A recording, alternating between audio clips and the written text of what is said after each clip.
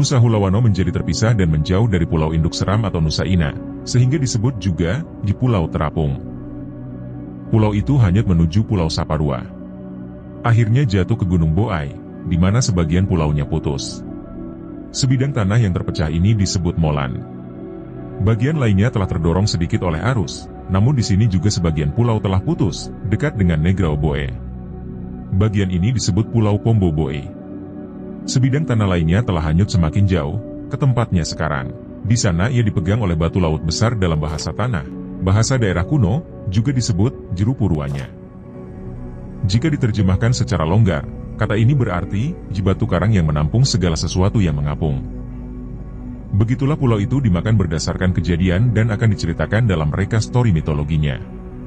Anda penasaran? Langsung saja kita mulai. Sejarah asal-muasal nama Pulau Nusa Hulawano. Simak ulasannya dalam reka story.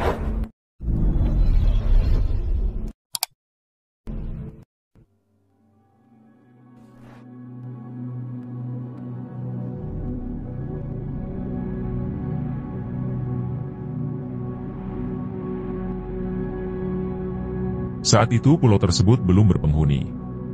Tak lama kemudian, 3 orang tiba di pulau itu. Salah satu dari ketiganya menjadi kepala raja atau raja. 2 lainnya menjadi pelayan, rakyat, asisten raja. Ketiga orang ini tidak tahu apakah mereka keluarga atau hanya teman. Seiring berjalannya waktu, semakin banyak orang yang berdatangan untuk menghuni pulau tersebut, sehingga pulau tersebut menjadi kerajaan yang utuh dengan pemerintahan atau administrasinya sendiri. Organisasi ini belum terorganisir seperti sekarang, dengan kepala soa, kepala komunitas suku, dan marinyo, utusan atau kurir. Kerajaan itu kemudian terdiri dari Kapitang, Kapitano, Malesi pertama, pemimpin tempur. Malesi kedua, Maweng pertama, pendeta. Maweng kedua, Badan Pemerintah, pemerintah, mengikuti perintah Maweng. Karena Maweng bertanggung jawab atas kesejahteraan semua orang. Misalnya, jika Maweng memberi perintah bahwa hari ini tidak boleh ada orang yang keluar, maka tidak boleh ada orang yang keluar. Siapapun yang mengabaikan perintah tersebut bisa mengalami kecelakaan atau bahkan kematian. The Maweng adalah seorang mawe, peramal, seseorang yang mengetahui segala sesuatu dan dapat memahami segala sesuatu. Karena itu semua orang tunduk pada Maweng. Badan pemerintah berkedudukan di puncak Gunung Lawakano. Ini terletak di atas desa Amet. Saat itu, setiap pendatang harus melapor ke badan pemerintah di puncak gunung. Siapapun yang tidak mematuhinya harus membayarnya dengan kematian. Orang-orang baru datang setiap hari. Lambat laun jumlahnya banyak. Suatu hari pemerintah mengeluarkan perintah bahwa sejumlah orang harus pergi ke kawasan pantai dekat pantai setiap hari untuk melihat apakah ada orang baru yang ingin menetap di pulau tersebut. Kami harus menjelajah untuk melihat apakah ada musuh. Pendatang baru ditanya apakah ingin berkolaborasi atau tidak.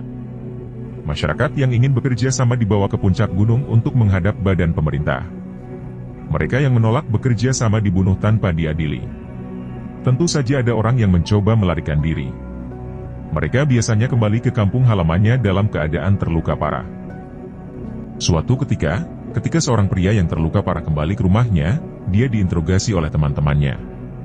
"Di mana kamu mengalami luka-lukamu?" Orang yang terluka parah itu menjawab, "Saya menerima luka saya di Nusa, di pulau itu." Ini menjadi nama kedua pulau itu. Teman-teman pria yang terluka parah itu menjadi sangat marah. Mereka menanggapi situasi ini dengan serius karena teman mereka terluka parah. Dan kebetulan suatu hari teman dari pria yang terluka parah itu membuat rencana untuk menyerang Pulau Nusa. Namun banyak di antara mereka yang takut karena menurut informasi dari orang yang terluka parah itu, pukulannya sangat dahsyat sehingga Nusa akan sulit dikalahkan. Mereka tetap ingin menyerang Pulau Nusa, namun banyak yang harus membayarnya dengan nyawa. Banyak tawanan perang yang memohon agar diizinkan bekerja sama. Sang kapitan merasa senang ketika kemudian lebih banyak orang datang untuk menghuni pulau tersebut. Setiap kali masyarakat pergi ke pantai untuk berperang, kapitan akan berkata dengan suara lantang, "Ulala ulahano," dalam bahasa tanah artinya, "Jangan takut." Mereka yang mendengar dorongan dari kapitan semakin terpacu olehnya. Nama ketiga pulau ini adalah Nusa Hulawano yang diambil dari nasihat kapitan tersebut.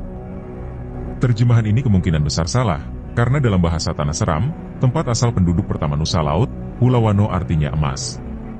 Nusa Hulawano artinya tanah emas atau tanah emas. Di puncak Gunung Lawakano terdapat sebuah tempat bernama Olahahani. Ini adalah tempat di mana orang-orang meluangkan waktu untuk makan setelah berperang di pantai. Tempat ini disebut juga di tempat makan setelah perang di pantai. Pulau itu menjadi semakin padat penduduknya. Hal ini membuat raja berpikir, kalau kita semua diam di satu tempat, itu terlalu melelahkan dan tidak efektif. Lebih baik kita membagi populasi menjadi 3. Ada yang harus ke Amet, ada yang ke Nalahia, dan ada yang ke Titawai.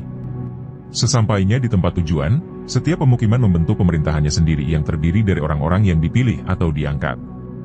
Dari 3 warga pertama, 1 tetap di Amet, 1 di Nalahia, dan 1 lagi di Titawai. Dari mereka yang tersisa, sebagian pergi ke Akon, Abubu, dan Leinito. Ketika semua orang sudah sampai di tempat tujuan, berbagai badan administratif dilantik sesuai kebiasaan pada waktu itu. Kapitang, Kapitano, Malesi pertama, Malesi kedua, Maweng pertama, Maweng kedua. Beberapa pos penjagaan juga diorganisir untuk memantau seluruh wilayah pantai.